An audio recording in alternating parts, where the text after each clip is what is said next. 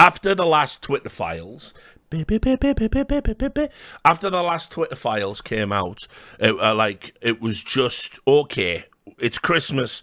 They're not going to just dump a bunch of things over Christmas, but they did. And it went from, like, I think the first two videos on the Twitter files are, like, I think did, like, the first two. I did, like, Musk Till Dawn, the Twitter files, and then I was like, it's okay. Because they keep teasing this thing. Musk keeps saying, wait till you see the Fauci files, right? He keeps saying that. That's the big thing. And obviously right-wing people, they don't like Fauci.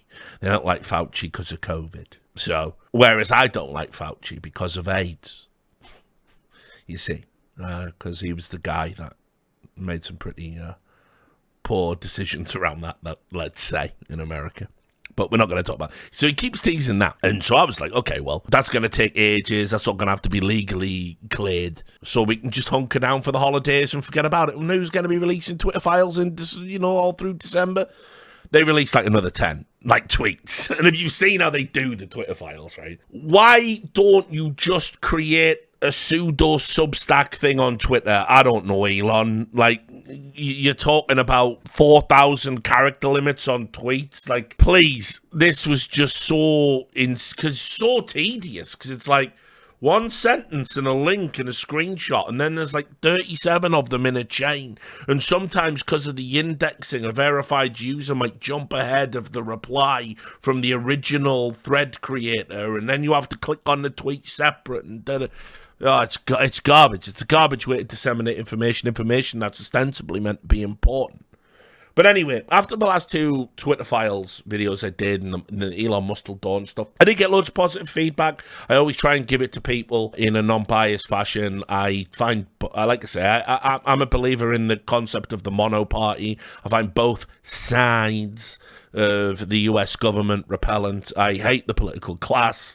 And I certainly think it's an issue that big tech essentially got infiltrated by arms of the government. Certainly, Watergate wasn't as bad as this. And this is probably the most significant revelatory thing in terms of America being a surveillance state since the Snowden leaks with Glenn Greenwald, for me. That's my read on it. And maybe if you come along for this ride, you'll agree. Maybe you won't. It doesn't really matter. You can look at the information and make it up for yourself. So, the Twitter Files 3 came out. And this was about the man that you just saw briefly on your screen there, Donnie Darko, the Twitter files, the removal of Donald Trump. Now, if you remember, if you were in the trenches, right, I'll give you a brief summary of what you're supposed to believe.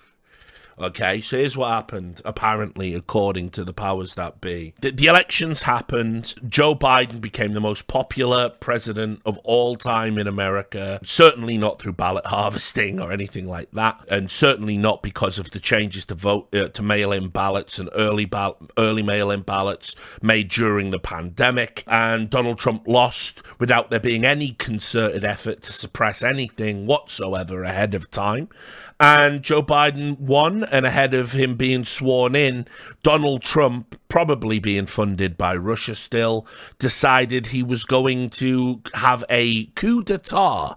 And by a coup d'etat, an armed insurrection to overthrow the American government and instill himself as God Emperor for life. We came this close, people, this close to losing democracy. America nearly fell, and you didn't even know. Now, forget minor details, such as like there's only been 3 people charged with firearms offences out of 1,000 or so that were part of this insurrection. I mean, again, I'm a bit of a novice at coup d'etats, but guns are probably a good idea if you're having one. Just a thought. But anyway, fortunately, one of the things that helped stop the fall of democracy was Twitter deplatformed Donald Trump, because Donald Trump was using tweets to basically rile up the troops in his evil fascist army to go to the White House and overthrow the government. And so Twitter took that away from him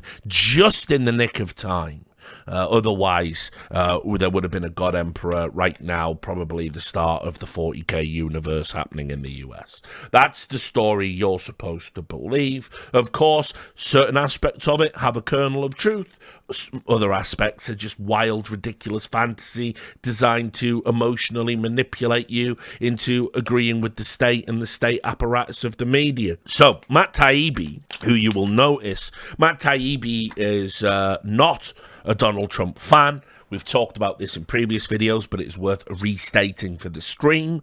Matt Taibbi, certainly not a Donald Trump fan. He wrote a book about Donald Trump called Insane Clown President, okay? He is known for having attacked the financial sector, calling them vampire squids. He covered all of the Occupy Wall Street movement, and by almost any stripe except by the modern ludicrous behavior of the modern journalist set, he would be considered a dyed-in-the-wool lefty, okay?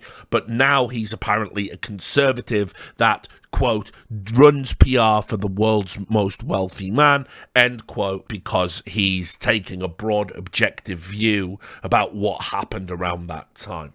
So, Matt Taibbi was, I believe, the guy that, if memory serves me correct, the original guy that did the Twitter files. He's now actually one of the most followed journalists on the entire platform. He's up to 1.7 million followers, which is a ridiculous reach for any journalist, any writer on the platform. Few have that kind of, ability to disseminate information. There's like him, Glenn Greenwald, people like this. And they're people I think have earned that right because they are trustworthy. Anyway, he specifically wanted to do a thread about what happened around the removal of Donald Trump and the deplatforming of Trump. And of course, you will find many things that, oh, right, okay, this challenges the mainstream narrative. So, the world knows much of the story about what happened between riots at the Capitol on January 6th and the removal of President Donald Trump from Twitter on January 8th.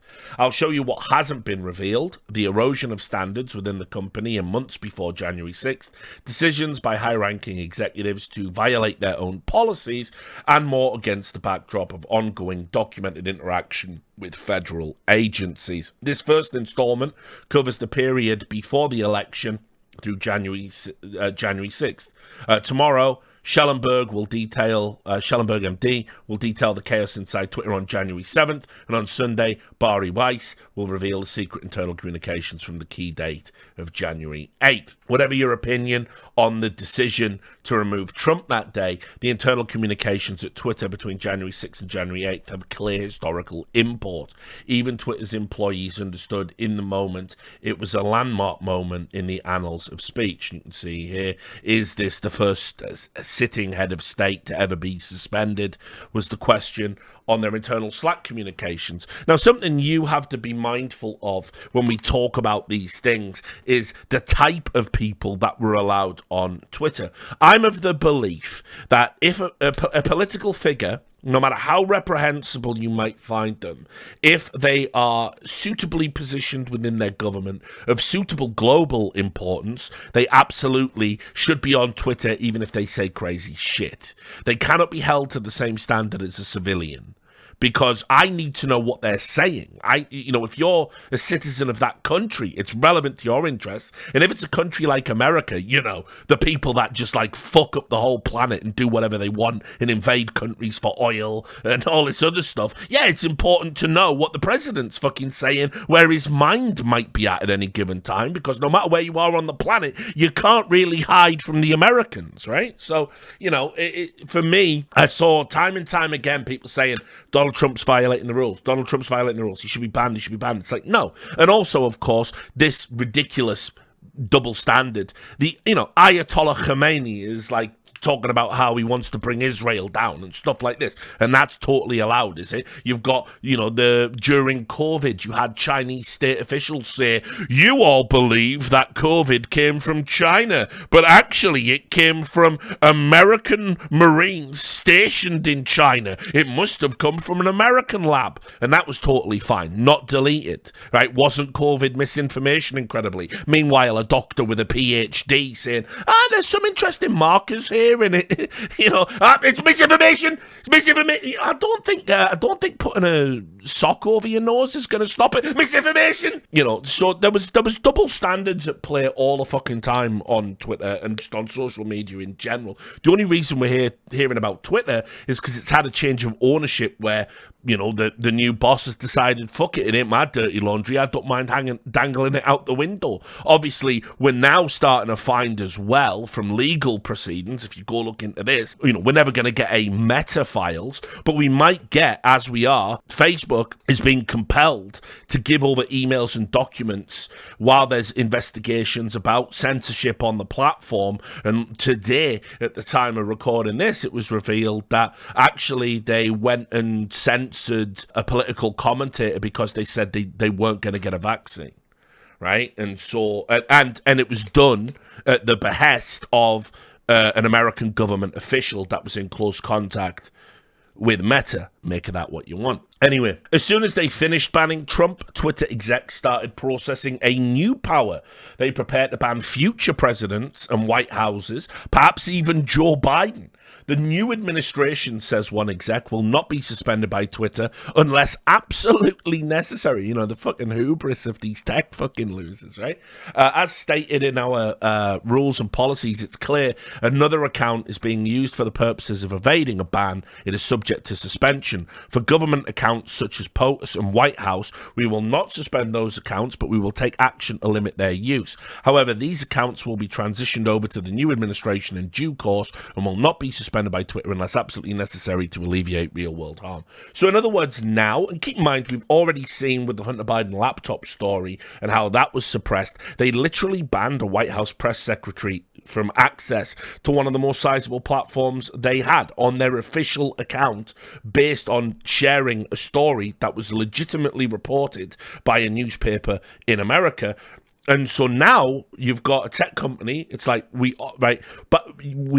are willing to block access to the official president and official White House account on our platform, and even if it impacts on the Biden administration as they come in, which is crazy, right? Twitter executives removed Trump in part over what one executive called the context surrounding actions by Trump and supporters over the course of the election and, frankly, the last 4+ years. In the end, they looked at a broad picture, but that approach can cut both ways. It's Vijaya again, Vijaya Gadde. It's Gadde, I learned now. I mispronounced their name loads on all the other videos, but it's Gadde, like that guy who says these nuts. Ha! Gadde! That's how I remember it now. So thanks for him existing, and thanks for the people that corrected me and pointed that out.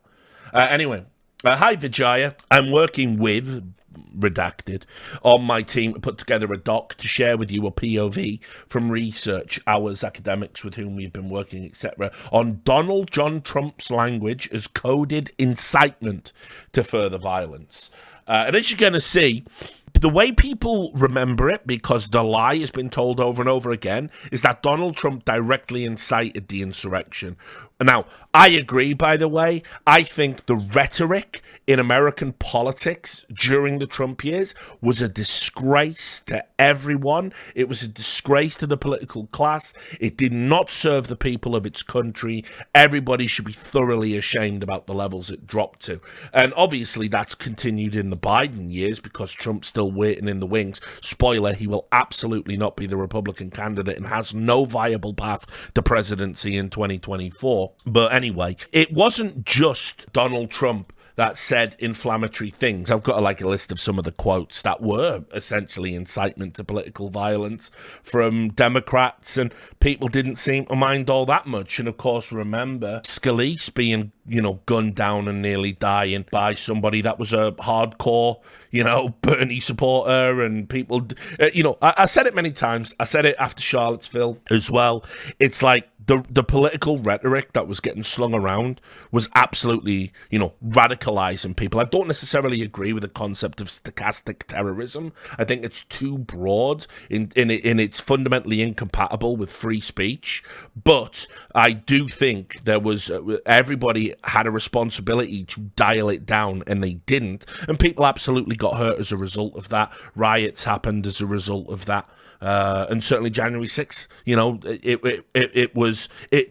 there is an unquestionable path to January 6th based on everyone's political rhetoric, not just Trump, but everyone's.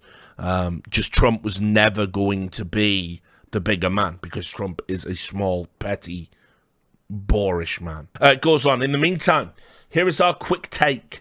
The decision on whether or not to pull that particular tweet or use that as a last straw for Trump depends on many factors, including 1, the overall context and narrative in which that tweet lives. We currently analyze tweets and consider them on a tweet-by-tweet basis, which does not appropriately take into account the context surrounding. You can use the yelling fire into a crowded theatre example. I wish people would stop using that example because it's a terrible example. It's a terrible example because it's not true. You can shout fire in a theatre. Absolutely. Of course you can. You will not go to jail for that, by the way. That is not against the law. Context matters, and the narrative that Trump and his friends have pursued over the course of this election, and frankly the last 4+ years, must be taken into account when interpreting and analysing that tweet. And 2, the larger question is around our moral imperative and decision as a company, which user sentiment should not drive based on number 1.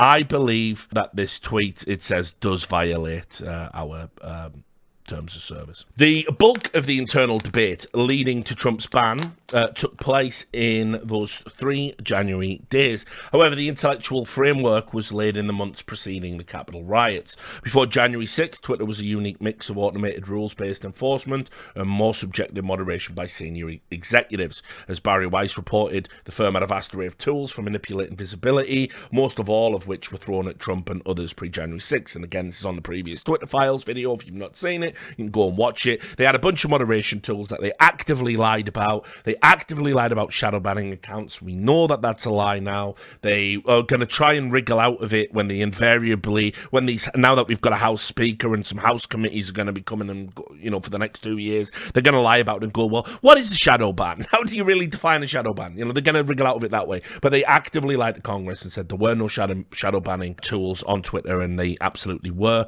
They used a variety of stuff that you can see for yourself. And by the way, it wasn't a surprise to me, because if you remember with the Twitter hack, I covered that, and there they were. They had they socially engineered access to a Twitter employee's account, not even a high level one, and they had access to those tools, and they could access people's accounts and see their DMs. Staggering. Anyway, as the election approached, senior executives, perhaps under pressure from federal agencies with whom they met more as time progressed, increasingly struggled with rules and began to speak of violations, as pretexts to do what they'd likely have done anyway. After January 6th, internal slacks show Twitter executives getting a kick out of intensified relationships with federal agencies. Here's Trust and Safety Head Yoel Roth lamenting a lack of generic enough calendar descriptions to concealing his very interesting meeting partners. And you can see there, it happens, I'm a big believer in calendar transparency, but I reached a certain point where my meetings became very interesting to people, and there weren't enough generic meeting names to cover. Anyway, let me know. Very boring business marketing that is definitely not about Trump. Pretty much. Definitely not meeting with the FBI, I swear. It's alright, we always knew it was a fucking Fed honeypot. Did anyone doubt it for a second? These initial reports are based on searches for docs linked to prominent executives whose names are already public. They include Roth, former Trust and Policy Chief Gaddy, and recently Plank Walk Deputy General Counsel and former top FBI lawyer Jim Baker. And worth just giving you a little refresh there about who Jim Baker was. Jim Baker was the former counsel for the head counsel for like the FBI, an FBI lawyer. He came into Twitter and became their head counsel as well. And when Elon Musk started leaking the Twitter files, he was still employed by Twitter, and he was looking at the files as they were coming out and undoubtedly leaking information to his cronies in the press and his friends in the Fed and probably some of his political friends in the DNC. They got wind of it based on the journalists spotting, like, who's this Jim guy? Who's that's looking at the stuff? Who's looking at these files as we're collating them? Elon Musk put 2 and 2 together, which he should have realistically done ahead of time, and they fired Jim Baker, and he's no longer at the company. Also, journalists came out after Jim Baker got fired and were going, oh God, Elon Musk's ruining Twitter Twitter, he's firing all the good people. He's just an innocent person. It's like, I have never in my life seen journalists rally round to defend federal agents and pretend it's fucking speaking truth to power. It's actually pathetic. One particular Slack channel offers a unique window into the evolving thinking of top officials in late 2020 and early 2021. On October 8th, 2020, executives opened a channel called US 2020 XFN Enforcement. Through January 6th, this would be home for discussions about election-related removals, especially ones that involved high-profile accounts, often called VITs, or very important tweeters. I'll give you a moment to just hold your lunch down there. Hey everyone, starting tomorrow, October 9th, until November 15th, this channel will be used for the following reasons related to the US 2020 elections.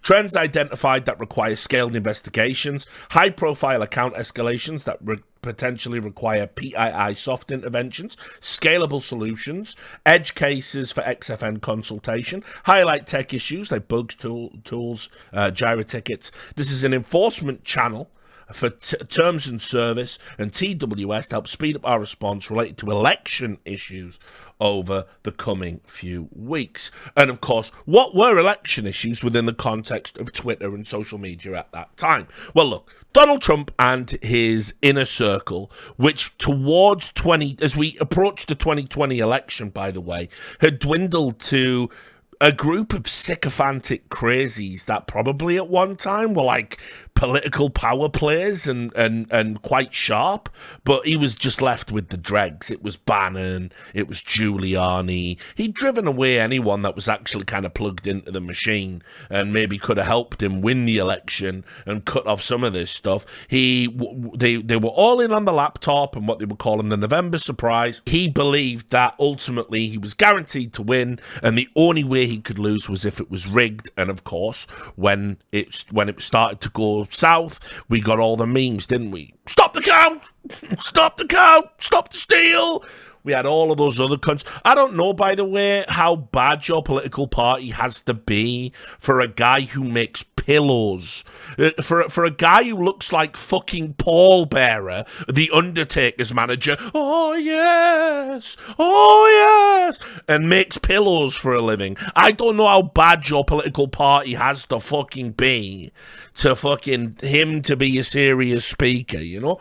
But that's what you were left with at the end. This was that fucking lawyer, I can't even remember his name, who was like, we're going to release the Kraken, it was the machines. By the way, Pillow Guy is still saying the machines are to blame for Donald Trump losing, and he's going to prove it, and even Republicans are going, look, enough with this, like, oh, I'm going to take one of them pillows, and, you know, so it's fucking Trump, like, the whole Trump mistake popped in 2020 because he went from being a winner to a loser to a whiner about losing.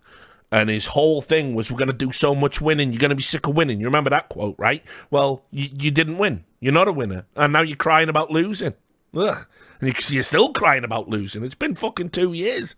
So, anyway, the election stuff that they're talking about was essentially anybody that even suggested, and this is what I mean, right? So, like, I know what went on. I know why Biden won, and it was fair and square, because you have to understand the widespread ballot harvesting efforts are not illegal in most states. So, you know, you might have your own feelings about ballot harvesting. You might have your own feelings about how during the pandemic the DNC was super sharp, got on that shit. Yeah, let's do mail-in ballots, actually. Because if you know anything about voting patterns, you know that Republicans like to vote in person on the day, make sure there's no shenanigans. I go down and vote for my president, and it's like, you know, they're old, a lot of them, Republican voters, so it's like a fucking day out. It's a little adventure for them, and they go and they put the tick in a box, don't they? And they fucking, yep, that's me doing my civic duty. Whereas Democrats, it's, you know, it's a mix, it's an eclectic mix, you know, and they got potheads in there and students, you know, and they want to just want to get their vote done and dusted. They want their vote to count. Stand in the weather for fucking 10 hours, getting rained on, probably not, like, not so much. All of a sudden, it's not as important to a fucking 18-year-old, right? They don't really count anyway. So you might think ballot harvesting's fine, because at the end of the day, it's your vote, it's your opinion. Other people might think if it's not you doing doing it, you can't preserve the integrity of the election. Irrespective, under the law, what happened during the election was totally fucking legal. And if Republicans had been fucking on the ball, they would have seen it coming a mile off. But they weren't on the ball because it was Trump, Giuliani, Bannon, just in some fucked up fever dream, thinking a laptop was going to get them over the finish line. If you're from Europe and you don't know what ballot harvesting is, I'll give you a brief explanation. And, you know, it's not relevant to the Twitter files, but it's just a good bit of information to know if you're not sure of the practice. So, if I'm eligible to mail in a ballot, which, by the way, you are, and especially under the pandemic changes, they expanded the mail-in ballot system. And you had more time to get a mail-in ballot in. You had early mail-in ballots. You had what they call absentee ballots. That's the other one. What you do is you basically just put in, you take your voting form, you fill it in, you can mail it in, right? But there are operatives, activists for the political party that will come to your house, pick up your ballot, pick up your vote, put it with all the others, and they will deliver it to the ballot box for you. You don't even have to put it in the mail. They will come and get your vote. And they particularly do this in, like, old people's homes, right? If you're old and you want to vote, maybe even the effort of walking to the nearest ballot box, the nearest post box, it's too much for you. So it's seen as a service, right? So they come and they get it. But what ends up happening is, obviously, some of those votes wouldn't come through without the ballot harvesting, but that's why they call it harvesting. They come, they get everyone's votes, and sometimes they overstep boundaries. They knock on doors. Have you voted? Do you want to fill in your vote now? Some people have been caught picking up empty ballots and doing this, but this has always gone on in American politics. I've talked about this loads. You know, it's not unheard of for dead people to vote. It's not unheard of for people to, like, vote multiple times. It's like the American electoral system is so far behind the rest of the world. It is a joke. It's got nothing to do with, like, oh, Democrats rigging the elections, or oh, Republicans. It's got nothing to do. It's just the infrastructure is just garbage. It's just garbage, and it's been garbage. When I say America is a banana republic on steroids, it's been that way my entire life. It's got nothing to do with political parties, nothing to do with affiliation. I'm not affiliated with any of them. You know, I just prefer some candidates to others. That's the only thing you could ever say about me. And it's regardless of party, but it's a completely outdated system. And so basically, and this is why, by the way, even in a country like Brazil, with a huge landmass that's very diverse in terms of how sparsely populated some parts are and how densely populated other parts are, you will notice when we sat up and watched the fucking Brazilian elections while the CSGO Major was going on, and I was on Discord and hanging out with some of the guys watching it come through, you will notice that even Brazil are capable of having a countrywide election and getting the result to you by the end of the day. So if that doesn't tell you all you need to know about where America is, right? Because Brazil has a lot of problems. Even the most staunch, proud Brazilian would tell you that they've got a lot of problems. If you go back and look at some of my really old political content, you'll see me doing it. I brought it up, you know, every election. 50 dead people voted in Florida, and, you know, it never brought up the same level of shrieking and hysteria it did from Donald Trump. Because it's just what happens in a broken system. Not every vote will get counted, and sometimes votes will get counted twice, and sometimes dead motherfuckers are going to vote, and sometimes people who aren't eligible to vote in a state are going to vote. Maybe even some people who aren't eligible to vote in the country are going to vote. But that's what you get when it is literally still operating on a system of a piece of paper in a box. Anyway, back to the Twitter files. There was at least some tension between Safety Operations, a larger department whose staff has used a more rules-based process for addressing issues like porn, scams, and threats, and a smaller, more powerful cadre. By the way, this is fuck me, Richard, you're going to be here all day. Right, I say cadre. I was always taught that word is cadre. But I see Americans on telly and they go cadre. A cadre. It's a cadre, right? It's always been a cadre, surely. Is this like what they've, because I'm a boomer, they've changed everyone's name? Like Tutankhamun and Boadicea, who's now Boudica and Tutankhamun. Is it like that? UK, when it comes to matters of English, yes, the UK is always right. Although, I will add, you know the whole argument about aluminium? You know how Americans say aluminum?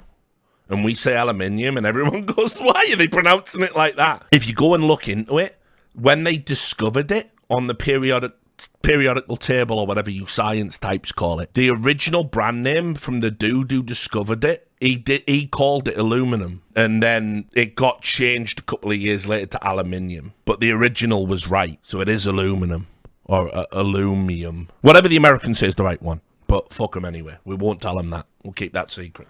Right, anyway. A larger department whose staffers used a more rules-based process for addressing issues like porn scams and threats, and a smaller, more powerful cadre of senior policy execs like Roth and Gaddy.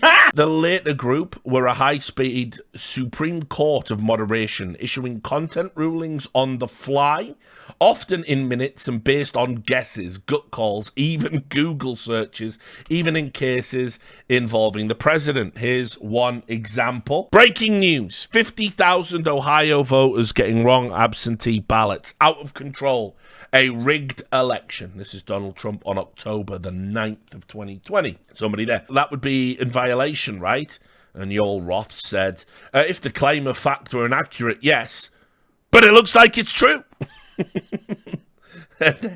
And he links to NPR, right? So NPR aren't going to carry water for Trump. So, yes, it turns out this is, again, how fucked the American political system is. That, yes, 50,000 voters can be given new absentee ballots. Or rather given the wrong absentee ballots and have to be given new absentee ballots. During this time, executives were also clearly liaising with federal enforcement and intelligence agencies about moderation of election-related content. While we're still at the start of reviewing the Twitter files, we're finding out more and more about these interactions every day. Policy Director Nick Pickles, by the way, some of the dudes in this fucking sordid little tale. You got Special Agent Elvis Chan, Steven Seagal, now Policy Director Nick Pickles. I mean, it's like a Rian Johnson Knives Out story, isn't it? Yeah, it's Pickle Nick. So Policy Director Pickle Nick is asked if they should... say Twitter detects misinfo through ML, human review, and partnerships with outside experts. The employee asks, I know that's been a slippery process. Not sure if you want our public explanation to hang on that and see, are you comfortable saying it? That's what we just read. Can we just say partnerships? Not sure we describe the FBI, Department of Home Security, as experts. Is what Nick Pickles says. Good on you, Pickle Nick.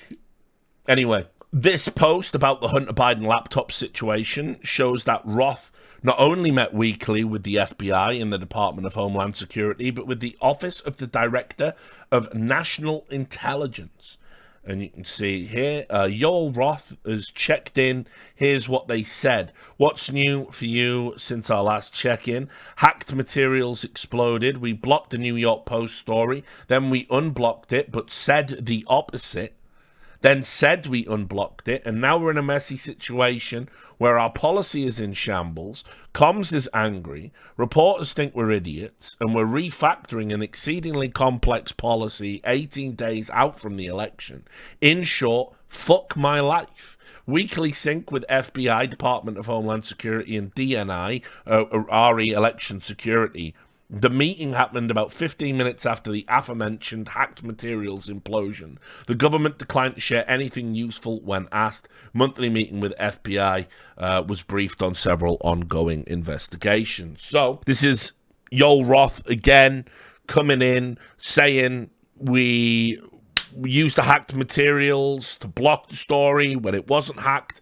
I've stressed this every time we bring this up about the Hunter Biden laptop story, which I'm not going to regurgitate all the details of. I've done video after video after video about that. I've explained why it's important. I think if people say it isn't important and it's a nothing burger, they're being disingenuous, because the issue isn't Hunter Biden. The issue for me isn't Hunter Biden, getting blown or smoking crack. The issue is some of the emails that are on there. And the bigger issue is that it was blocked when it didn't meet the criteria for hacked materials. Why didn't it meet the criteria for hacked materials?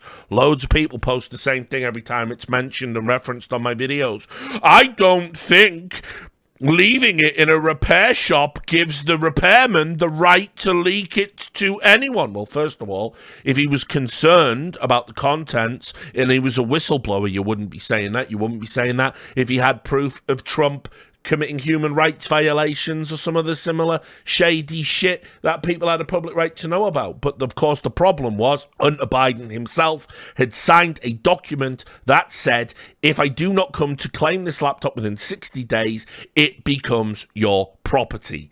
Also, here are the passwords, here's the access.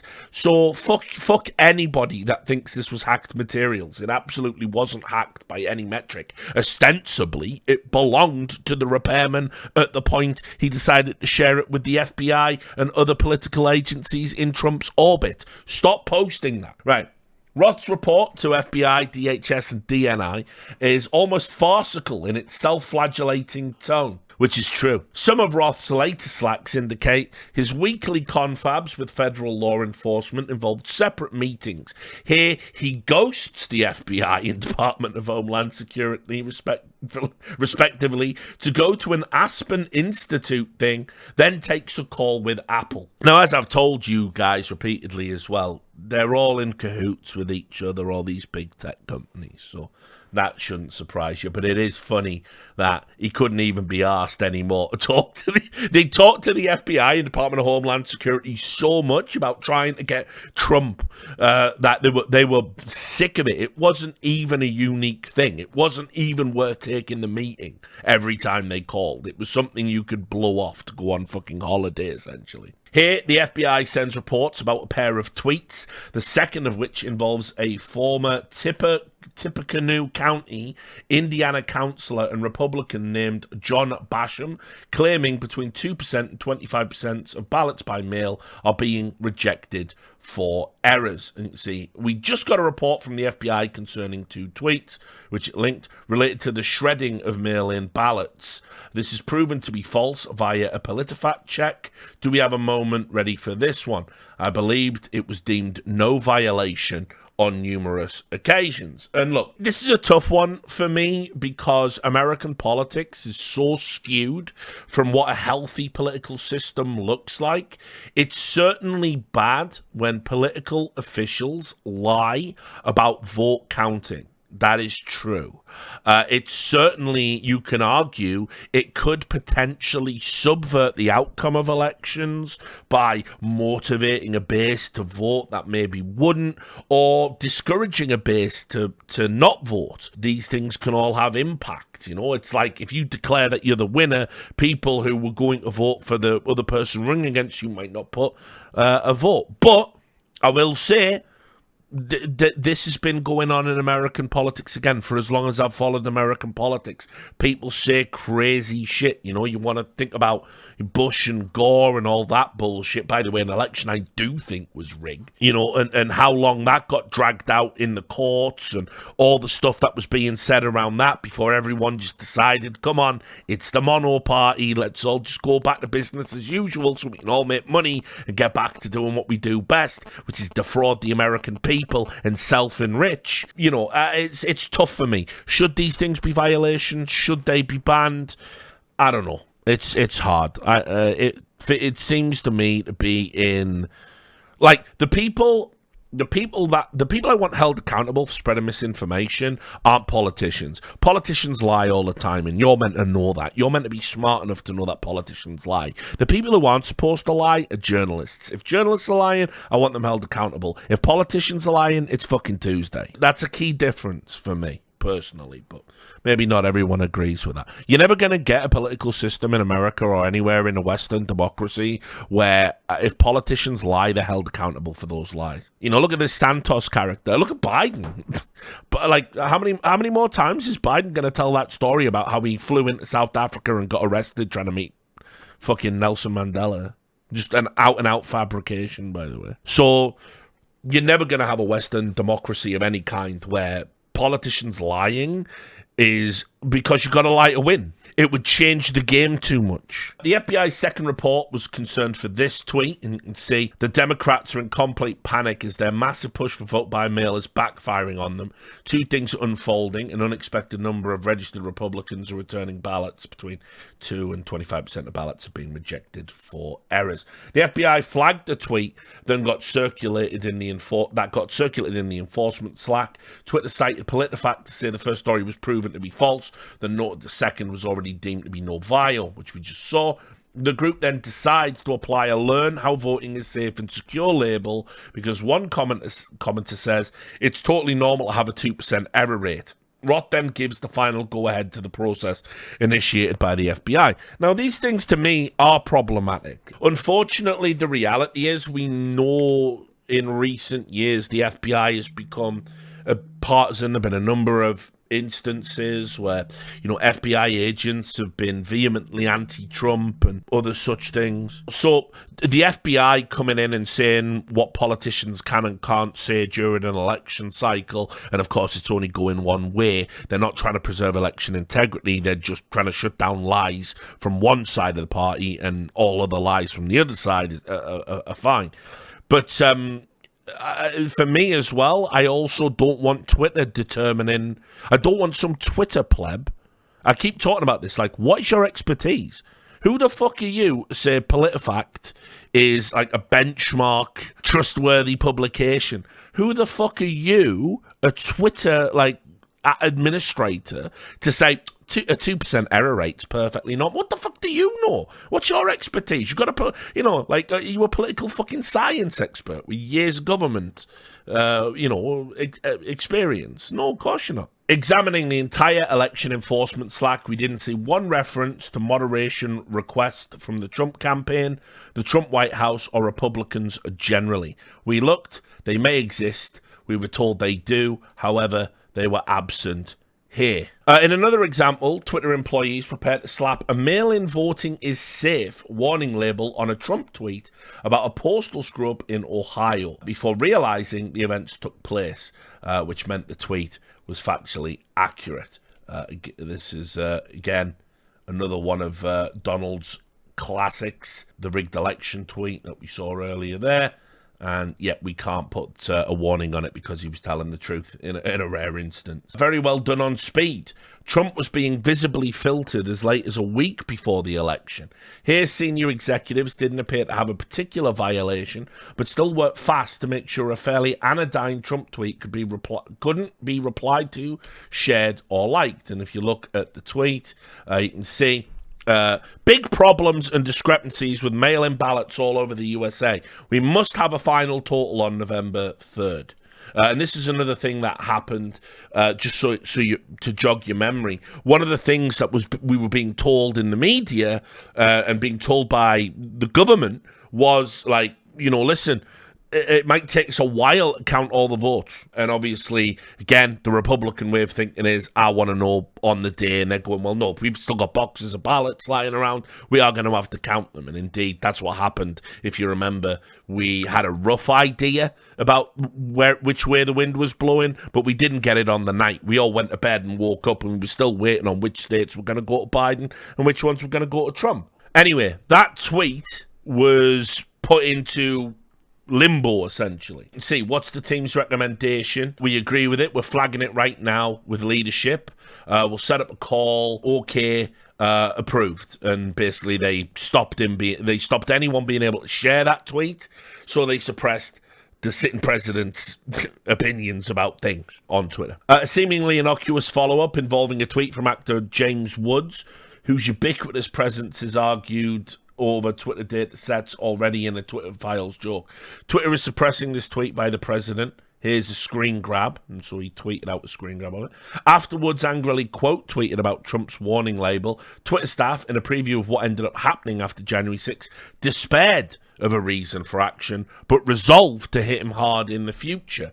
You can see there, that's what they say. And this was like just a constant thing that was happening to accounts. It was pretty clear. I've talked about this a lot. moderators on these platforms will all go the same way, and that is that it will start out where they want to be rigid with the rules and then they just start making it up as they go along, as they encounter new things. There is no guiding principle beyond we can just sort of do what we want because it's our platform, and that's what everyone presupposes and agrees upon until it happens to them. Here's a label applied to Georgia Republican Congresswoman Jody Hice for saying, say no to big tech censorship, and mailed ballots are more prone to fraud than in-person balloting. It's just common sense.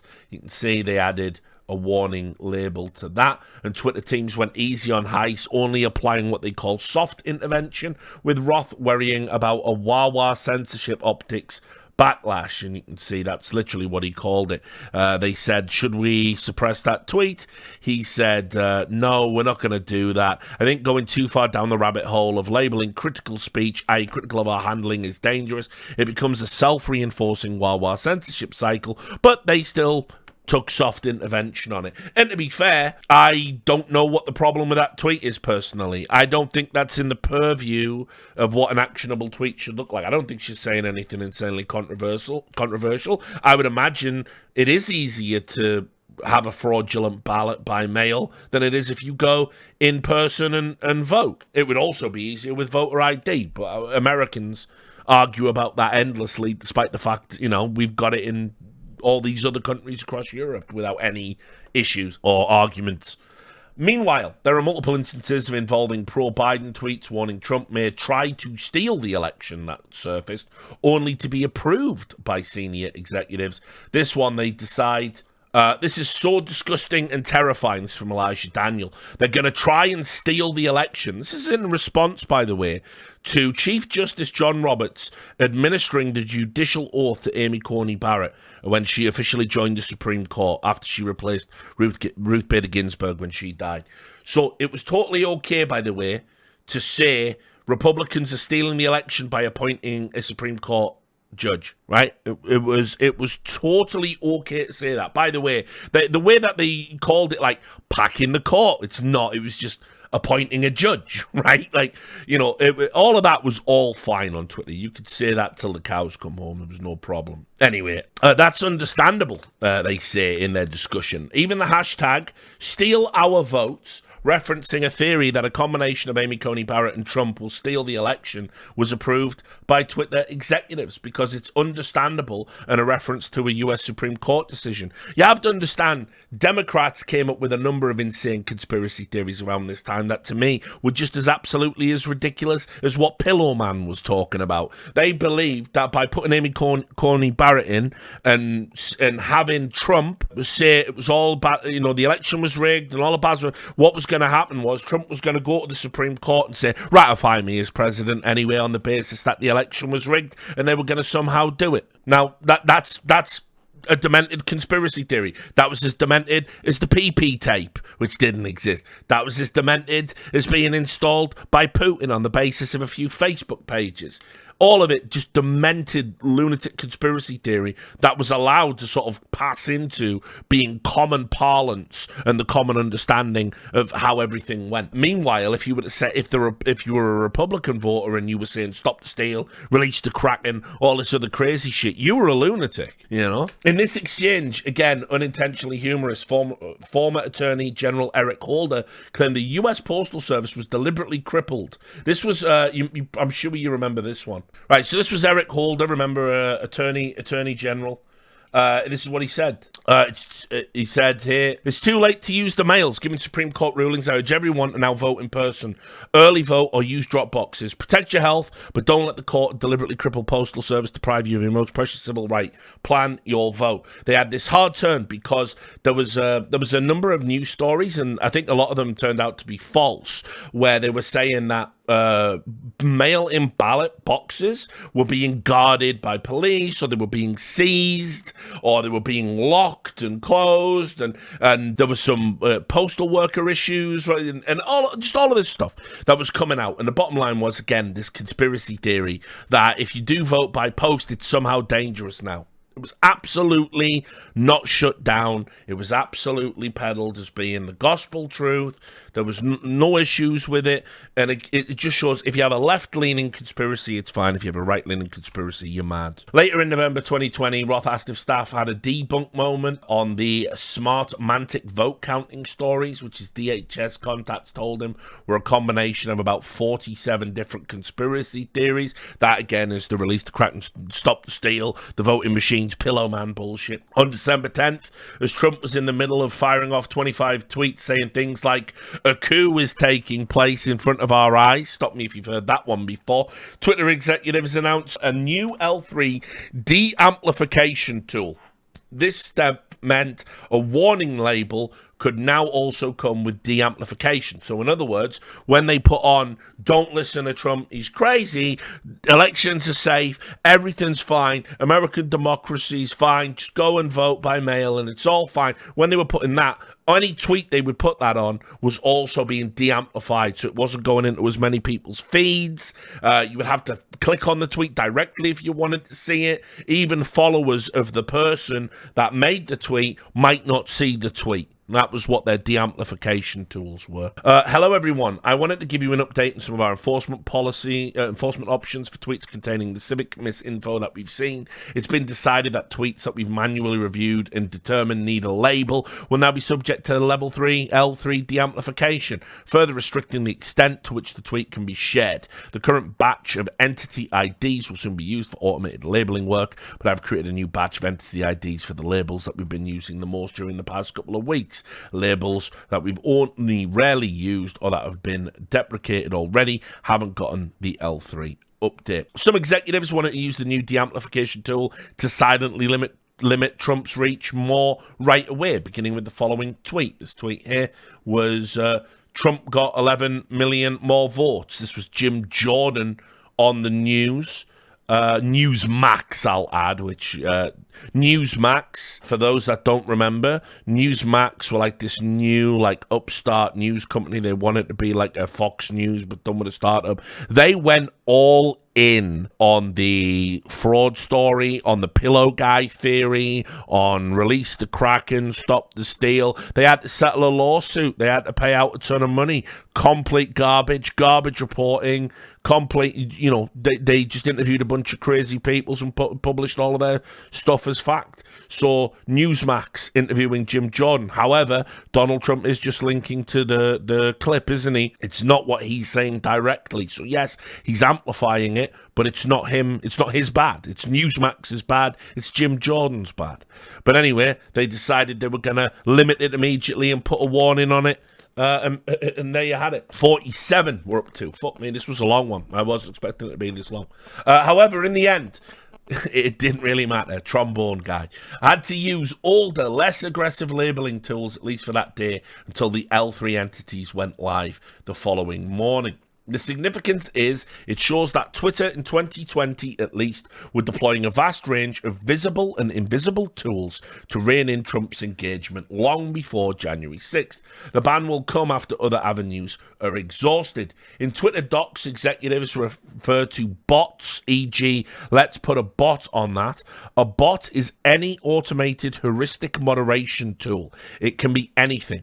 Every time a person in Brazil uses green and blob in the same sentence, action might be taken. So in this instance, it appears moderators added a bot for a Trump claim made on Breitbart. The bot ends up becoming an automated tool, invisibly watching both Trump and apparently Breitbart. So whenever there's a combination of things being said about certain topics, in combination of people, so for example, if Breitbart talks about Trump, that's immediately going to get flagged, maybe set up for these L3 protections. So what we're starting to see now, by the way, if it's not abundantly clear to you, is Twitter made choices, editorial choices, to limit people's expression, to limit publications, reach, all in one direction. That was the choice they made.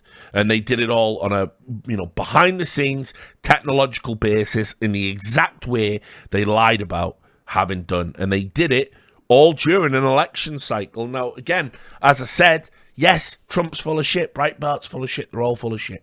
But the bottom line is, so are Democrats. They're full of shit. CNN's full of shit. MSNBC's full of shit. And Twitter allowed one type of shit and not the other type of shit.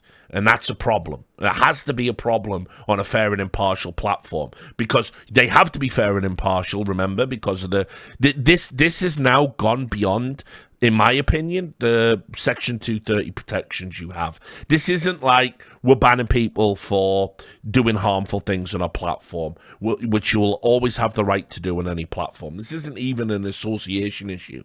This is actively making choices to quietly de-index information during an election cycle to one half of the political fucking paradigm in America. So it's not great, even if you acknowledge that, yes, these people are liars. It's not great or good what they've done, in my opinion. There is no way to follow the frenzied exchanges among Twitter personnel from between January 6th and 8th without knowing the basics of the company's vast lexicon of acronyms and Orwellian unwords. To bounce an account is to put it in timeout, usually for a 12-hour review or cool-off. I've had that happen to me on a couple of occasions when I've been mass reported by Overwatch losers and Rocket League losers. Interstitial, one of many nouns used as a verb in Twitter speak. Denialist is another. Means placing a physical label atop a tweet so it can't be seen. This is PII, I think it says there. Has multiple meanings. One being public interest interstitial, i.e. a covering label applied for public interest reasons. The post below also references a proactive V, i.e. proactive visibility filtering. This is all necessary background to January 6th.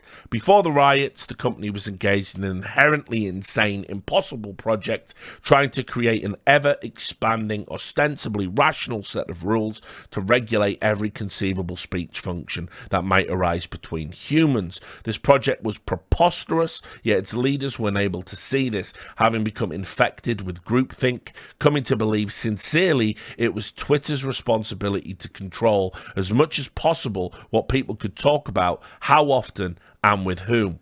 The firm's executives on day one of the January 6th crisis at least tried to pay lip service to its dizzying array of rules, but by day two, they began wavering. By day three, 1 million rules were reduced to one. What we say goes. And that is Matt Taibbi's initial summary of how we get to the unpersoning of Trump on Twitter. One thing you can say about Matt Taibbi is he's pretty fucking verbose.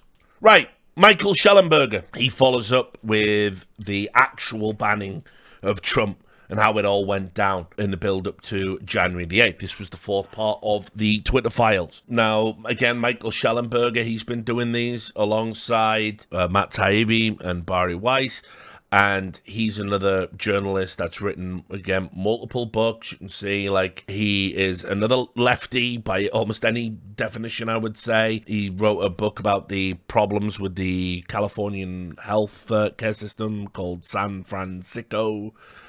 He's done a lot of pro-environmentalist movement work as well, if memory serves me correctly. So, in general, I mean, I would say probably the most conservative-leaning journalist out of all of the people Musk selected is probably Bari Weiss, and she was a never-Trumper. So, this is the removal of Donald Trump on January 7th. So, Twitter executives were under a lot of pressure to basically permanently ban Donald Trump. This was like the huge flag-waving victory for all the lefties. What they wanted to do was ban Trump, get rid of him, and that would be it. Then, you know, ding dong, the witch is dead, everyone would have been celebrating. And so every time Donald Trump said anything, even if it was like certainly within the purview of what you can see on Twitter, everyone made a big deal about it. Every time he insulted someone or came up with a funny little nickname for one of his political opponents, there was a huge shrieking, hysterical, is this what we want from a president? It was just nonsense every time he opened his mouth. And obviously, as we got closer and closer to the election, and Trump was saying, look, this election's bullshit, that was basically the people wanting to turn the screw and, get him banned. So, On January 7th, senior Twitter executives, they created justifications to ban Trump, whole cloth. There weren't actually any under their policies. They decided to seek a change of policy for Trump alone, giving us a whole separate set of rules for Trump. I can empathise with this. Reddit did this to me. I have been the victim of a big tech company inventing a whole set of rules for me. I was talking about it on Twitter the other day.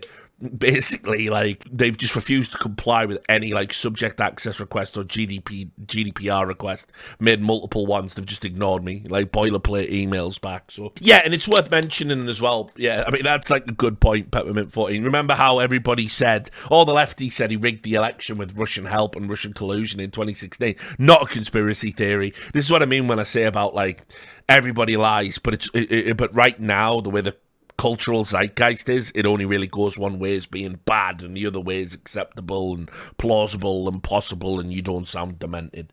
But anyway, they decided to create a change of policy for Trump alone, and they expressed no concern for the free speech or democracy implications of a ban. It says catch up with Matt Taibbi, which we've just ploughed through. Holy fucking shit, I bored myself to tears. Sorry about that. But anyway, so let's get to the meat of it. For years, Twitter had resisted calls to ban Trump. Blocking a world leader from Twitter, it wrote in 2018 on one of its blogs, would hide important information and hamper necessary discussion around their words and actions. I can't even remember in 2018 what had sparked off that particular go around with Trump, but there was always something. I was out there, I was living in America at the time, and basically every time Trump tweeted, every time he said anything even remotely, like a little bit edgy, a little bit insulting or abusive or whatever it was, basically people would call for him to be banned, and Twitter would come out and say, we can't ban him, he's the fucking president, come on. But after the events of January 6th, the internal and external pressure on Twitter CEO, it was Jack at the time, Jack Dorsey, grows. The former First Lady, Michelle Obama, tech journalist Kara Swisher, the ADL, high-tech VC, Chris Sackett, and many others publicly call on Twitter to permanently ban Trump. And you can see that's Jonathan Greenblatt of the ADL, where you can see this is where Chris Sackett said to Jack, you've got blood on your hands, you and Zuck. For 4 years, you've rationalised this terror. Inciting violent treason is not a free speech exercise. If you work at those companies, it's on you to shut it down. This was Michelle Obama's incredible, insightful contribution when January 6th was happening. You can see here, I'll read to you what it says. Seeing the gulf between the responses to yesterday's riot and this summer's peaceful protests. Oh, God. Do you remember those peaceful protests? Do you remember the peaceful protests when everything was on fire and people died and people Molotoved fucking police cars and they burnt down a fucking police station and they were outside the White House and Donald Trump had to go into the bunker and then everyone laughed about it? Like, you remember all those peaceful protests? And the larger movement for racial justice is so painful. It hurts, and I cannot think about moving on or turning the page until we reckon with the reality of what we saw yesterday. True progress will be possible only once we acknowledge that this disconnect exists and take steps to repair it, and that also means coming to grips with the reality that millions voted for a man so obviously willing to burn our democracy down for his own ego. I hurt for our country, and I wish I had all the solutions to make things better. I wish I had the confidence that people who know better will act like it for more than a news cycle or two. All I know is that now is the time for true patriotism. Now is the time for those who voted for this president to see the reality of what they've supported and publicly and forcefully rebuke him and the actions of that mob. Now is the time for Silicon Valley companies to stop enabling this monstrous behavior and go even further than they already have by permanently banning this man from their platforms and putting in place policies to prevent their technology from being used by the nation's leaders to fuel insurrection. And if we have any hope of improving the nation, now is the time for swift and serious consequences for the failure of leadership that led to yesterday's shame. And of course, obviously, it's just a few days after January 6th day, which has become a holy day with Democrats, a holy day in the DNC, where they peddle all the same lies about things that happened on that day, which are all provable lies, but it doesn't really matter. It's the mantra. It's a religion at this point. It's got nothing to do with fact. But I want to add, this was part of the, there was a huge wave to ban Trump at this particular point on January 7th, and he got banned from tons of platforms. He got banned from Twitch. As I said, I joked about it on the day it happened. I said I was looking forward to seeing his Fallout New Vegas speedrun. That's gone now. He got banned from Pinterest. I'm sure he had a fucking little arts and crafts section of fucking little Donald Trump, you know, knickknacks he used to make in his spare time, you know. He got banned from everything simultaneously. Trump subreddits got shut down, nothing to do with the man.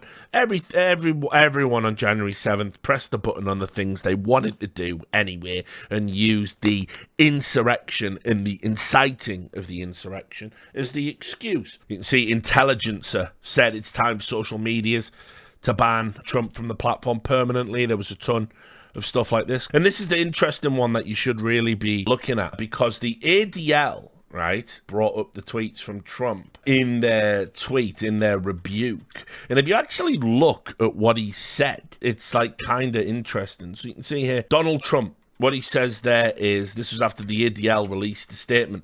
Their statement says, as ADL has said again and again, extremists must be taken at their word. First, there was a volatile rhetoric online, and then explicit calls to violence, and now people are acting on those calls in the nation's capital and flagrantly breaking the law. It must end now. Now, in regards to that, the explicit calls to violence thing, this is what I wanted to talk a little bit about earlier. There was a number of inflammatory statements made by mainstream Democrat politicians, which certainly were on a par or worse than anything Donald Trump said. These were all comments that were made by politicians. Ayanna Pressley said there needs to be unrest in the streets. Kamala Harris said during the riots around the extrajudicial murder of George Floyd, protesters should not let up. There were no calls for calm over that. Of course, Maxine Waters, she said if you see anybody from that cabinet, meaning, you know, Republicans, in a restaurant, in a department store, you get out, you create a crowd and you push back on them. And Nancy Pelosi said, I don't know why there aren't uprisings all over the country. Maybe there will be. All of these quotes, by the way, were all determined to be perfectly within, reasonable political discourse. Nobody batted an eyelid. Apparently, you can only radicalize people in one direction. But anyway, if you look at what Jonathan Greenblatt was complaining about here, he says there are two bare minimum tweets after the Capitol has been stormed by extremists, and it's too little too late. It's overdue to suspend real Donald Trump until his account stops promoting disinformation and inciting violence. And this is the thing they don't ever sort of bring up, and it's like super weird to me, like that this has to get memory hold. But if you look, this, by the way, the timing of the tweets, the first one is, he says Mike Pence didn't have the courage to do what should have been done to protect our country and our Constitution, giving states a chance to certify a correct set of facts and not the fraudulent or inaccurate ones which they were asked to previously certify. USA demands the truth. That tweet is deemed to be the incitement, as we'll get to a little bit later, along with a few others he made on that day. But he also said, please support our Capitol Police and law enforcement. They are truly on the side of the country. Stay peaceful. And I'm asking for everyone at the U.S. Capitol to remain peaceful, no violence. We are the party of law and order. Respect the law and our great men and women in blue. Now, the timing of that one in the middle was before anyone had even entered the buildings, and yet people say that Donald Trump was guilty of a direct incitement. Now, a direct incitement, I'm not coming along for that ride. I think, obviously, His rhetoric certainly didn't help. No one's rhetoric helped. But I think it's a bit ridiculous to lay the whole clusterfuck that were the 5 years from even in the build-up to Trump's election entirely on his doorstep when you had a hysterical media class and two corrupt parties and a fucking outrageous demagogue at the centre of it all. Dorsey was on vacation in French Polynesia in the week of January 4th to 8th in 2021. Must be nice. He phoned into meetings but also delegated much of the handling of the situation to senior executives.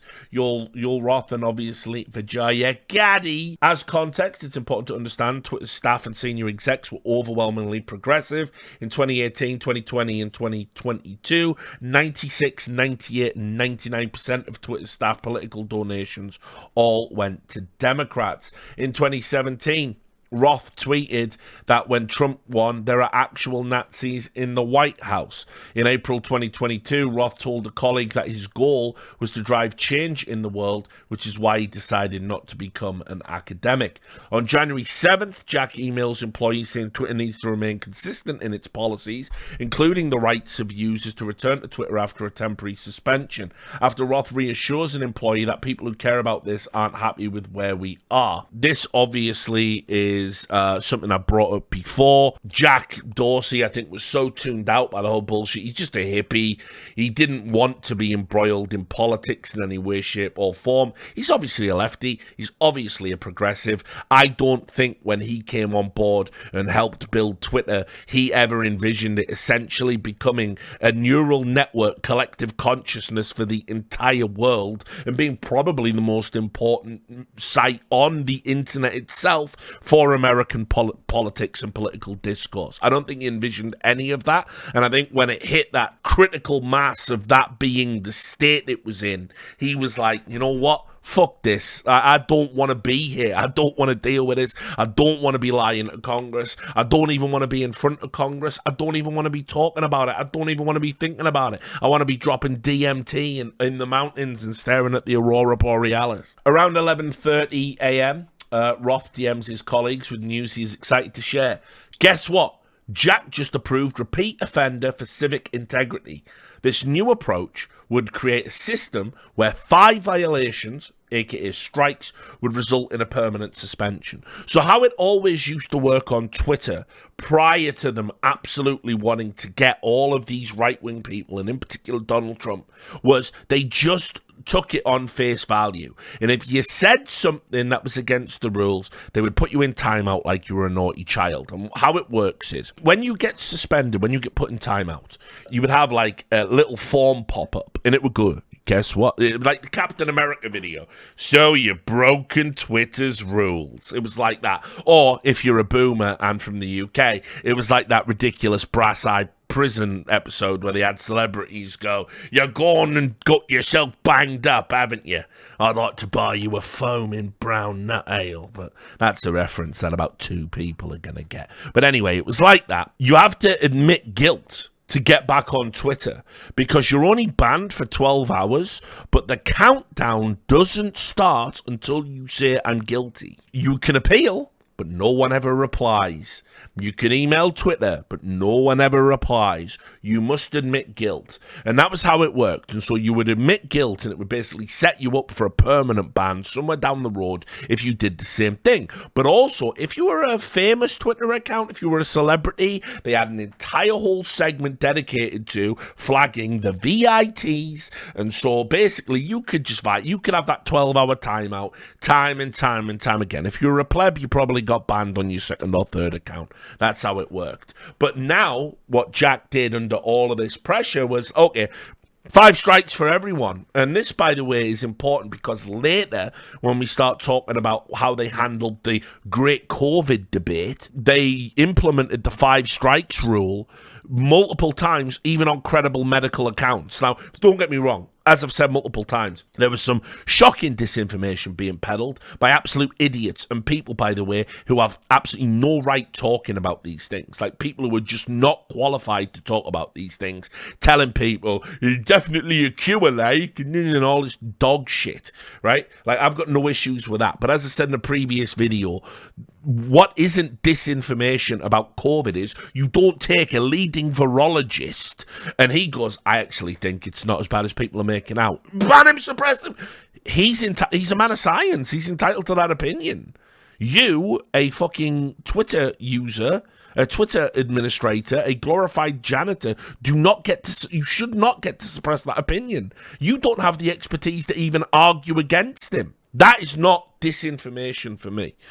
So these 5 strike rules were heavily abused during that time period, as you'll see later on. Progress, exclaims a member of Roth's Trust and Safety team. The exchange between Roth and the colleagues makes clear that they have been pushing Jack for greater restrictions on the speech Twitter allows around elections. The colleague wants to know if the decision means Trump can finally be banned. The person asks, does the incitement to violence aspect change that calculus? Now you will notice there has not been ever produced, no matter how critical people are of Trump, they have never been able to produce the smoking gun of what the incitement to violence is. Because an incitement to violence would be, guys, we've got to tear this up and let's stop them. Let's rise up, gamers rise up. That would be the incitement, but it doesn't exist. It's not there. And then you can see Yoel Roth says Trump just continues to have his one strike. Roth's colleagues' query about incitement to violence heavily foreshadows what will happen the following day. On January 8th, Twitter announces a permanent ban on Trump due to risk of further incitement to violence. Now, what I'm going to do here is I'm going to bring up the blog, but because you will see just how thin the whole initial premise of this suspension actually is. And it turns out it's actually literally thin. Look how it's actually transparent. After close review of recent tweets from the real Donald Trump account and the context around them, specifically how they are being received and interpreted on and off Twitter. Now, by the way, this also presupposes that just because I work at Twitter, I know how you're interpreting things. I know how they're being interpreted. I know inside your brain. Like, this is what I mean. The God complex on these tech company fucks is unreal. We have permanently suspended the account due to the risk of further incitement to violence. Remember, further also presupposes there was an incitement to violence, which you're about to see isn't true. In the context of horrific events this week, we made it clear on Wednesday that additional violations of the Twitter rules would potentially result in this very course of action. Our public interest framework exists to enable the public to hear from elected officials and world leaders directly. It is built on a principle that the people have a right to hold power to account in the open. However, we made it clear going back years these accounts are not above our rules entirely and cannot use Twitter to incite violence, among other things. We will continue to be transparent around our policies and their enforcement. Now, again, just to remind you at this juncture, because I don't know how this VOD's going to get edited, they literally allowed the Ayatollah Khamenei to say death to Israel on Twitter, right? Unsuspended, not a problem. Louis Farrakhan, similar anti-Semitic things. Remember, Louis Farrakhan, by the way, is a man who has said he is not anti-Semite, he is anti-termite. That is how he describes his view of Jewish people. He's allowed a Twitter account. He's not only allowed a Twitter account, when celebrities go and meet him, everyone's like, yeah, well, he's a religious man. That's how fucking outrageous the double standard on Twitter is, by the way. Overview. On January 8th, 2021, President Donald J. Trump tweeted, the 75 million great American patriots who have voted for me, America First and Make America Great Again, will have a giant voice long into the future. They will not be disrespected or treated unfairly in any way, shape, or form. Shortly thereafter, the president tweeted, to all those who have asked, I will not be going to the inauguration on January 20th. That, my friends, is the tweet. That, my friends, is what everyone, all the media liars, all the DNC liars, all the liars at Big Tech, that you are supposed to believe is the incitement to violence. I'm going to ask the few people that have stuck around for what's been a pretty heavy slog of a stream. Anyone in chat, is that an incitement to violence by any stripe? I don't know how hard that you would have to tumble in your brain mentally, what gymnastics you would do to call that an incitement to violence. But that is actually the claim. That's the whole premise of the claim. And they even explain it. Due to the ongoing tensions in the United States and an uptick in the global conversation in regards to the people who violently stormed the Capitol on January 6th. By the way, remember, this was at a time, I'm not saying violence didn't take place. I've even said this. I'm comfortable labeling them, you trespassing on government property. I'm happy calling you a domestic fucking terrorist. And that don't make me a bootlicker, right? But like, you want to play stupid fucking games, you're going to win some stupid fucking prizes. And if people tell you you don't have a right to be here, guess what? You don't have a right to be there, and if you stick around, people might assume you're up to no good and treat you appropriately. That has to be just a baseline for a functional society, right? But I will also just add, okay, that when you have footage of policemen opening doors and you have a little old lady wandering around as if it's a fucking special day out and some dickhead with horns and a hat howling at the moon and talking about the benefits of a vegan diet and saying, hey, is everyone okay? This is kind of cool. It really downplays the whole, oh my God, it was Pearl Harbor, it was the Civil War, it was 9/11. It really downplays the message because that footage is there and we can all see it.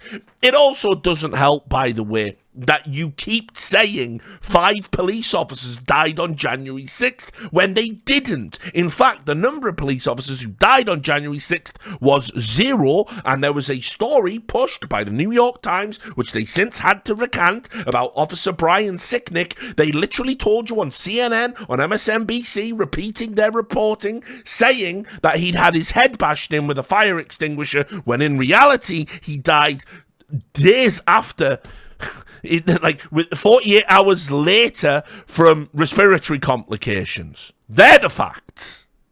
They are facts. They are irrefutable, undeniable facts, and yet these lies persist. I saw DNC politicians tweeting it out yesterday to the brave 5 officers. The other 4 officers committed suicide. Some of them months after the event, and the presupposition isn't police officers have a high instance of suicide. Go look it up, by the way. It'll surprise you. But that's not the presupposition. The presupposition is somehow the trauma of January 6th got to them so much they couldn't handle it anymore. And therefore, we have to count them as deaths on the day. Sorry, that's so beyond disingenuous. I can't do it. I can't come along for the ride. So even as someone who condemns the behaviour of everyone there, and I'm not even going to get into Ashley Babbitt, I feel that's too fraught an area for Twitch. But I'm going to say, at the end of the day, if you want to go into government buildings where there's armed guards who are telling you cannot be here and things happen, you violated the law, you broke the law. There is a point where you cross a threshold and you go from being a protester into a rioter, into a domestic terrorist. There are degrees to this shit. And January the 6th was way over the fucking line. But also, is it fucking 9/11 times 1,000? No, and anyone who says that is sick.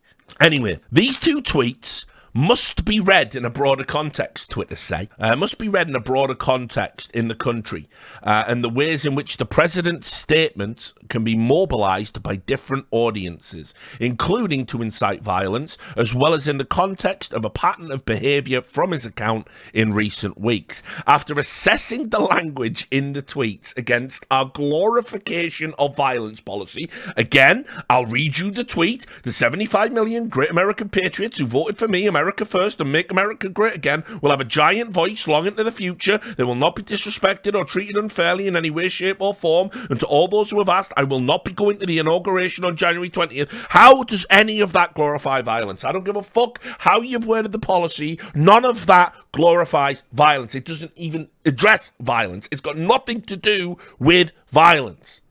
Violence is not on the table. But they have determined that these tweets are in violation of the glorification of violence policy, and the user real Donald Trump should be immediately suspended from the service. We assessed the 2 tweets referenced above under our glorification of violence policy, which aims to prevent the glorification of violence, just to stipulate that. Yeah, we figured that out. That's what the policy's for. That could inspire others to replicate violent acts and determine that they were highly likely to encourage and inspire people to replicate the criminal acts that took place on the US Capitol on January 6, 2021. The determination is based on a number of factors, including... Now, this is where you get into the mind of the fucking lefty whack job. The lefty American whack job. This is, strap yourselves in. This is all part of the narrative. You have to believe that you cannot say anything different. Even what I'm saying now, by the way, would be considered like insane radical stuff. Like, you know, for example, Jack Del Rio in the NFL. He's at the Washington Commanders, and he was talking about January 6th, and he was condemning it and saying it was bad, but he called it like a little fracas or something. He called it like a little rumpus or a fracas. He used a word like that. And he had to come out and apologise for not taking it seriously enough. That's where we're at in terms of, a dust-up. Thank you, Carragher. He called it a dust-up. And because he called it a dust-up, he had to publicly apologise. There was talks about him losing his job over that. I'm sorry, guys. It's insane. It's insane. I was there on the day. I had to block people. People were messaging me, what about your man Trump now? First of all, I'm not a Trump supporter. Second of all, I can't vote in your elections. Third of all, no, this isn't a coup. This isn't a coup d'etat. I'm sick of Americans telling me what a coup d'etat is. Like, you fund actual coup d'etats in every country. Most of them where there's functional democracies to get what you want. You, of all people, should know what a coup d'etat looks like, and it ain't that. So, let's do it. Strap yourselves in, buckle up, boop, the mind of the nutcase, right? Here it's time.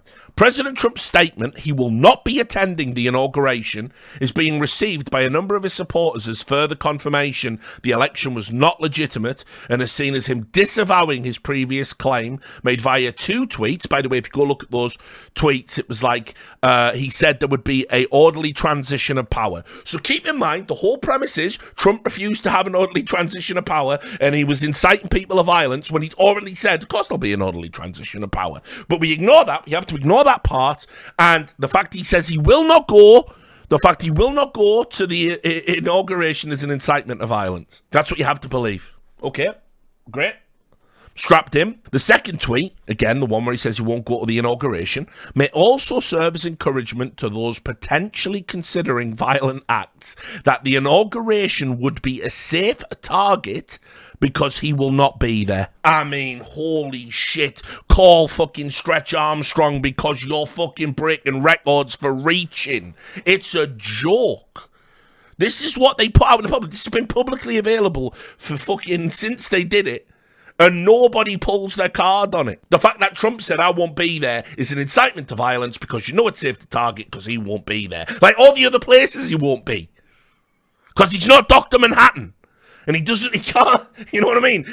That's an awful thought, by the way. A giant blue Trump with a little penis and tiny hands. Like, I'm sorry, Laurie, I must finish my work. We have the best unified theories and quantum mechanics. We really do. You're going to love it. I am your favorite superhero. It's absolutely awful. But anyway, he can't be everywhere, can he? So, if he ever says, I'm not there, well, it's an incitement of violence. The use of the words American patriots to describe some of his supporters is also being interpreted as support for those committing violent acts at the US Capitol. Him calling his voters patriots, a word he used throughout all his campaign originally, throughout his time as president. Now it's a problem. The mention of his supporters having a giant voice long into the future and that they will not be disrespected or treated unfairly in any way, shape or form is being interpreted as further indication that President Trump does not plan to facilitate an orderly transition of power and instead that he plans to continue to support, empower and shield those who believe he won the election. It's like you're just imprinting what you want him to say on words that don't mean what he said. And then they added plans for future armed protests, and you'll notice they have to slip in the word armed, right? When I already told you so far, last time I checked, and I'll have to do a January 6th episode of Enemy of the People because the reporting around it has been a disgrace. But, you know, I think last time it was there'd been 3 firearms offences. So plans for future armed protests have already begun proliferating on and off Twitter, including a proposed secondary attack on the US Capitol and state capitol buildings on January 17, 2021. Oh, no, sounds like something the feds might want to shut down and absolutely fuck all to do with Donald Trump or anything he said. I don't know. Think probably, by the way, spoiler, another thing, Richard Lewis, the coup master, right? Let me tell you, if you're planning to take down a government, probably don't go onto a government-infiltrated social media platform and say, hey, boys, how's the 17th for you? Yeah? Yeah? Well, yeah, I'll get the duct tape and, yeah. Do you know what I mean? Like, who the like, are you fucking bonkers? Are you dizzy? Like, what? You know, like, they're literally planning on Twitter. Oh, I guess you can shut it down then. So what? No problem, right? You just go to their house. Oh, yeah, there he is. And you just arrest them. Solved. Problem solved. Crisis over. What a bunch of hysterical nonsense. As such, our determination is that the 2 tweets above are likely to inspire others to replicate violent acts, and there are multiple indicators that they are being received and understood as encouragement to do so. So again, those were the tweets that got him banned. That was the big incitement to violence. Just madness, right? Nobody, again, you'd have to be huffing paint to interpret it that way. It's the most disingenuous interpretation of words. You might not like what he's saying. You might not like the rhetoric. You might want him to condemn the January the 6th people more than he did. Totally agree with that point, by the way. But the bottom line is, was he inciting further violence with that tweet on January 8th? Which, by the way, it wasn't even the tweets prior to 6th that got him banned. It was that one on the 8th after the fact. On January 8th, Twitter says its ban was based on specifically how Trump tweets been received and interpreted. But in 2019, Twitter said it did not attempt to determine all potential interpretations of the content or its intent. This was, again, in another blog about world leaders, right? So the world leaders blog happened after the fact. That's where they were like, oh, you know, when Ayatollah Khomeini says death to Israel, what does he really mean? You know, it's like super hard to really, you know, how do you decipher that cryptic tweet? But of course, Donald Trump shit absolutely clear to the mind of every left-leaning psycho in a coastal city in America. The only serious concern we found expressed within Twitter over the implications of free speech and democracy of banning Trump came from a junior person in the organisation. It was tucked away in a lower-level Slack channel known as Site Integrity Auto. And you can see this. This might be an unpopular opinion, but one-off ad hoc decisions like this that don't appear rooted in policy are, in my honest opinion, a slippery slope and reflect an alternatively equally dictatorial problem. This now appears to be a fiat by an online platform CEO with a global presence that can gatekeep speech for the entire world, which seems unsustainable. Should have promoted that person. Probably, like, I hope Elon Musk has sorted them out. But yes, yeah, of course, it's hugely problematic what they've done, what they did up until this point, and the determinations that they've made. Twitter employees use this term one-off frequently in their Slack discussions. Its frequent use reveals significant employee discretion over when and whether to apply warning labels on tweets and strikes on users. Here are some examples. We don't need to look at those. Recall from the Twitter Files number 2 by Bari Weiss that according to Twitter staff, we control visibility quite a bit and we control the amplification of your content quite a bit, and normal people do not know how much we do it. Twitter employees recognize the difference between their own politics and Twitter's terms of service, but they also engage in complex interpretations of content in order to stamp out prohibited tweets. Look at this series of exchanges over the Stop the Steal hashtag. Hey guys, hope you're doing okay and you were able to get some sleep. Can we, or have we already discussed blocking the Stop the Steal hashtag? It's furthering fake news in a dangerous way from what I can tell. Your Rot says, hey there, how y'all doing? We're proactively surfacing that content for review under civic integrity, and it should be blocked from Type Ahead and Trends. If you're seeing it in either of the latter two, let me know ASAP and I can fix it. And then I just saw the hashtag and then did a search on it, and all the content was appalling, so I don't think it's showing up elsewhere. Thank you for all you're doing. I'll flag it to the election squad. Remember that what I find appalling and what is TOS violations are not an exact overlap. Yeah, it's funny. That's your head of policy there. He goes on to say Roth immediately DMs a colleague and asks that they add "Stop the Steal" and the QAnon conspiracy term Kraken to blacklist of terms to be de-amplified. Roth's colleague objects to blacklisting "Stop the Steal" because it risks de-amplifying counter speech that would validate the election. You can see there what he says. And indeed, notes Roth's colleague, a quick search of all the top Stop the Steal tweets and their counter speech. This is a broader thing, and I've talked about this quite a bit. There has to be a move back to the norm of you needing to not be a moron. You there. You have to not be a moron. You have to know when you're being lied to. It's your responsibility to disseminate all of the information that's out there in the world and come to the conclusion of what's factual or not. It's on you. It has to be on you. It shouldn't be on the tech companies that platform the information. It's certainly on the journalists, but even the best journalists in the world, and the most honest journalists in the world, and the most trustworthy journalists in the world are going to get things wrong from time to time. If a matter is important to you, it is up to you to do your own reading. And the excuse of it being a screeching nightmare, car crash, 24-hour news cycle, that's not good enough. You can't hide behind that. It has to be on you.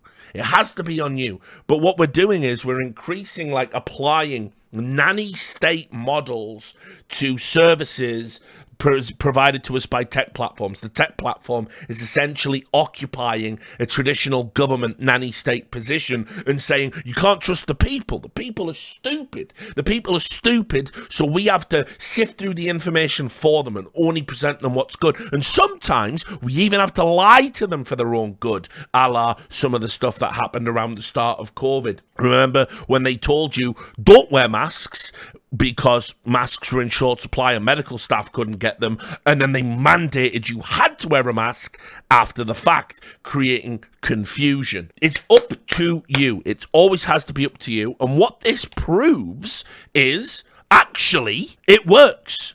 That the Stop the Steal hashtag, yeah, it was full of conspiracy morons, but the overwhelming amount of speech were people ridiculing the idea. We all think it's a meme round on this channel, right? We all say stop the count, stop the steal. We joke about it all the time. It was embarrassing. And we've arrived at that conclusion because we're not idiots. I don't need Twitter to fucking help me get there. I'll get there fine by myself. They add here, it turns out that even blacklisting Kraken was less straightforward than they thought, because Kraken, in addition to being a QAnon conspiracy theory based on the mythological Norwegian sea monster, is also the name of a cryptocurrency exchange that was allow listed, because they love crypto, didn't they, Twitter? They don't talk about that so much now. Jack was big on his crypto, big on his Web3. Remember when they even gave you a special little shape on your avatar if you'd bought one of them Bored Apes or whatever the fuck they're called? Employees struggle with whether to punish users who share screenshots of Trump's deleted January 6th tweets, because obviously people were doing what I've just done and said, look at the tweets. How is this incitement to violence? And you can see there, fuck off. Oh my God, even Twitter says it's inciting violence. This is people. Blah, blah, blah. Guess what? Just like they did with the Hunter Biden story. We should bounce these tweets with a strike. We should ban people. So, in other words, we banned Donald Trump. And if you remember when they shut his account down, by the way, what happens when an account shut down? You can't see any of his tweets. And man alive, when Donald Trump got banned, it was like we lost the fucking the Library of Alexandria, just of all the shit posts and all the hilarious things he said about how Coca-Cola's garbage and Rosie O'Donnell's a fat pig and all these other just fucking hilarious, happy Thanksgiving even to the losers and the haters. We lost it all. It was all gone. You couldn't see like tears in the rain, gone forever. That's a problem when what you're doing is impugning someone for not doing something or accusing somebody of doing something. They have to change that. A social media platform, particularly where politicians or journalists are involved, they shouldn't be able to just memory hold things people said or did and reconstruct the narrative. It has to be preserved. It has to be archived. It's important. It matters. You can't have it both ways. Remember, a judge ruled Donald Trump couldn't block people on Twitter, even losers like the fucking Krasensteins who were back, or William Legate. He couldn't block those people, or journalists. He couldn't block them because he's the president. He's a political figure. They have a right to be able to read his tweets, even on his personal account. But what? Twitter can just nuke every tweet he ever made. And that's within their right. Guys, these two things are not compatible. You don't even have to be a genius to figure that out. So you need to pick one and fucking stick with it. But yeah, Twitter were actually talking about banning anyone that showed what Donald Trump had actually said or done. And that says to me, they knew, that enough people are going to be like, fucking hell, this is a bit shit, isn't it? And remember, not everyone is a fucking insane, entrenched in the culture war American, brainwashed by MSNBC. As I've said it many times to American friends, they don't get it. The rest of Europe just rolls its fucking eyes at you. We find all this comical. It's why I can say to my audience, who are fully awakened Americans and Europeans and people from all over the world, I can say all this stuff without it ruffling too many feathers, because at the end of the day, this is not this is not the behavior of a functional country. Imagine coming from Denmark or fucking Norway, and in Finland, what was it, Sanna Marina, or however you say her name, there was a brief scandal, she might have gone out and had a party and it dominated the news cycle for 2 weeks. That wouldn't even make a blip in the American fucking... It wouldn't even make a fucking blip in the American news cycle. And she hadn't even done anything. She had to tearfully take a drugs test because she might have done cocaine. Meanwhile, in fucking American politics, it's they're at fucking Bohemian Grove wiping the fucking blood off their lips, going, oh, what's up? What's this? It's fucking insane. Your country's too insane. I'm joking about that bit, by the way. Please don't come and get me. It's just so mental. At the end of the day, people have to be fucking a bit skeptical and mock all of these things like this. But you can't just ban people for 12 days because they're Twitter took this action, but this is what actually happened. What if a user dislikes Trump and objects to Twitter censorship?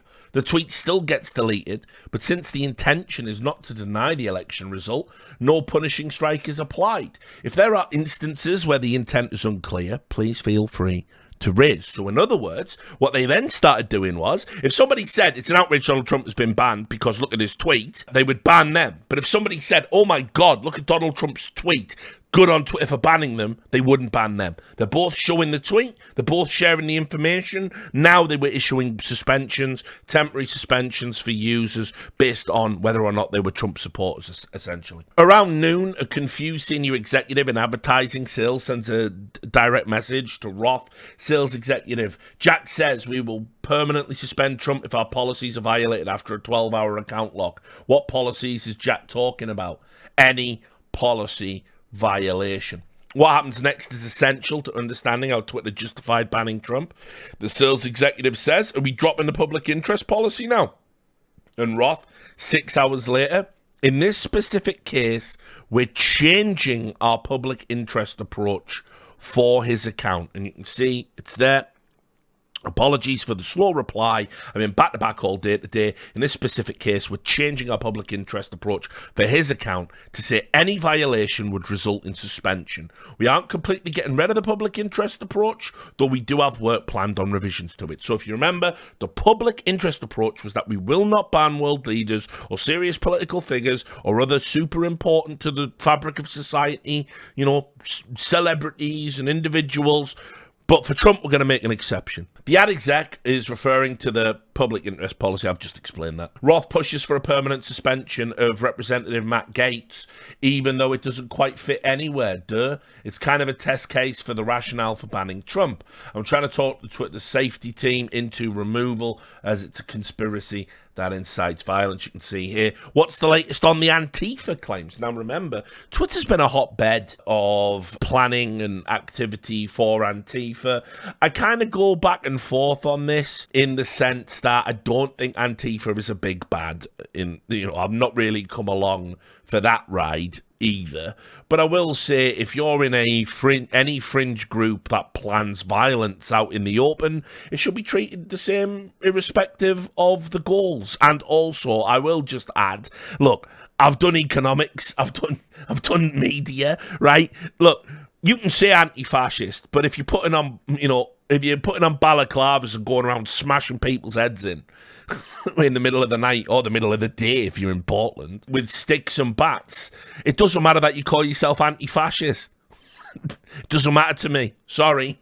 You're still the bad guys in my eyes. But anyway, there was a lot of people like really overstating the potential harm of Antifa and how big they were and how bad they were. And this was really being amplified by just a lot of Twitter accounts, again, having that illusion of reach and the illusion of influence. And Matt Gaetz and people like that were getting in a tizzy about it. But it's should be absolutely fair game to call people out and talk about it. If you're going to allow a group to plan, you're going to allow a group to and other people to say, look at this group that's planning that shit over there. But anyway, they wanted to ban him, and you can see I'm trying to talk our safety team into treating it as incitement, and I think we'll get it over the line for removal because it's a conspiracy that incites violence, saying, obviously that Antifa are doing all these like bad, malevolent things. And obviously our good friend Ms. Gaddy was directionally okay with it, because of course she was. She was the root of almost all the censorship on the platform. Around 2:30, comms executives DM Roth and said they don't want to make a big deal of the QAnon ban to the media because they fear if we push this, it looks like we're trying to offer up something in place of the thing everyone wants, which was, of course, the Trump ban. So they didn't even want to talk about that. And QAnon, there were a number of QAnon accounts that were taken down. There was some coverage of it, but it didn't go widespread. I'm pretty sure they probably privately talked to a lot of journalists through back channels and said, don't write about this because we don't want to have to explain why we're not banning Trump for the millionth time. That evening, a Twitter engineer DMs Roth to say, I feel a lot of debates around exceptions stem from the fact that Trump's account is not technically different from anybody else, and yet we treat it differently due to his personal status without corresponding Twitter rules. Now, look, this is nonsense. You can't treat a president or a prime minister or a world leader of any kind, you can't treat them the same as an average pleb. You just can't, because everything they say is substantial and important and historical. It sounds crazy to think, but I like to hope 100 years from now, when we're all dead and dust, unless of course you find a way to stop entropy in the meantime, which will be after I'm gone. Maybe some of you Zoomers will live forever, and God help us all. But I like to think from 100 years from now, people are going to look back at this time, and it's not going to be, oh my God, look how dark it was. It's going to be, look how silly and pathetic American politics was in the year 2020. That's what I sincerely hope. Roth's response hints at how Twitter would justify deviating from its long-standing policy. To put a different spin on it, policy is one part of the system of how Twitter works. We ran into the world changing faster than we were able to adapt the product or the policy. The evening of January 7th, the same junior employee who expressed the unpopular opinion about the ad hoc decisions that don't appear rooted in policy speaks up one last time before the end of the day.